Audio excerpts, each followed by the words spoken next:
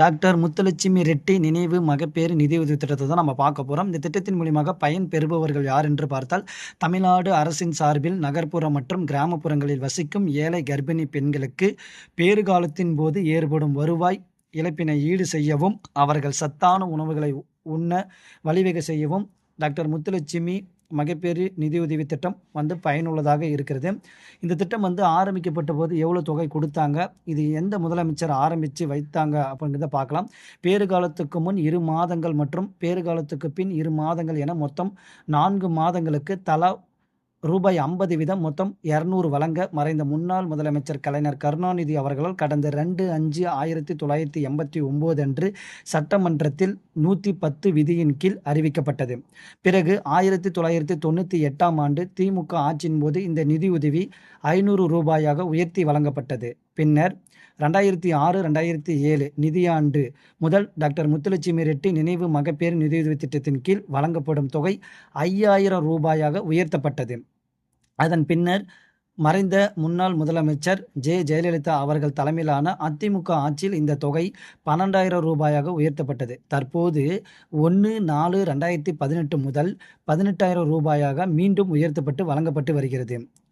அதன் பின்னர் இந்த திட்டத்தின் கீழ் ஏழை கர்ப்பிணி பெண்ணுக்கு வழங்கப்படும் உதவித்தொகை ரூபாய் 6,000 ரூபாய் 12,000 உயர்த்தப்படும். பின்னர் 14,000 உயர்த்தி வழங்கப்பட்டு வருகிறது. இந்த உதவித்தொகையில் முதல் தவணையாக ரூபாய் 6,000 கருவுற்ற 4வது மாதத்திலும், 2வது தவணையாக ரூபாய் 6,000 குழந்தை பிறந்து 4வது மாதத்திலும், 3வது தவணையாக குழந்தை பிறந்து 9வது மாதத்திலும் ரூபாய் 2,000 உதவித்தொகையாக வழங்கப்பட்டு வருகிறது. இப்படி 14,000 ரூபாயை பண மூலியமாக பெறப்பட்டு வருகிறது.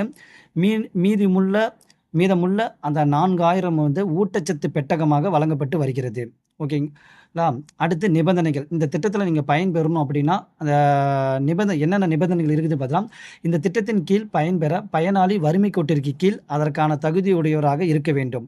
அரசு மருத்துவ நிலையங்களில் மட்டுமே பிரசவம் நடைபெற்றிருக்க வேண்டும்.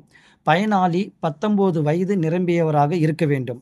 இந்த நிதியுதவி 2 பிரசவங்களுக்கு மட்டும் வழங்கப்படும்.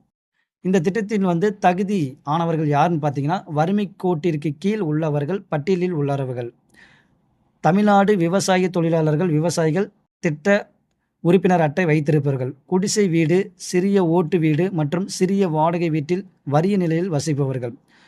அடுத்து தொகுப்பு வீடுகள், சுனாமி அழிவினால் கட்டித்தரப்பட்ட வீடுகள் மற்றும் அரசு இலவசமாக வழங்கப்பட்ட வீடுகள் வசிப்பவர்கள், விவசாய கூலி வேலை, சலவை தொழில், ஆட்டோ முதலான வாகனங்கள் தினக்கூலிக்கு ஓட்டுபவர்கள்.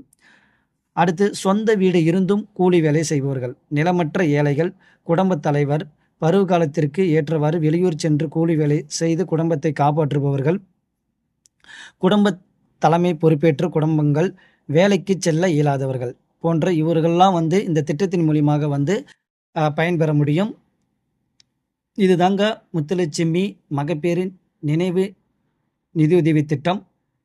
இதை பற்றி நம்ம ஒரு முக்கியமான பாயிண்ட்ஸுங்க எல்லாத்தையும் பார்த்துருக்குறேங்க. இந்த வீடியோ பிடிச்சிருந்துச்சுன்னா லைக் பண்ணுங்கள், ஷேர் பண்ணுங்கள், கமெண்ட் பண்ணுங்கள், சப்ஸ்கிரைப் பண்ணுங்கள். ரொம்ப நன்றி.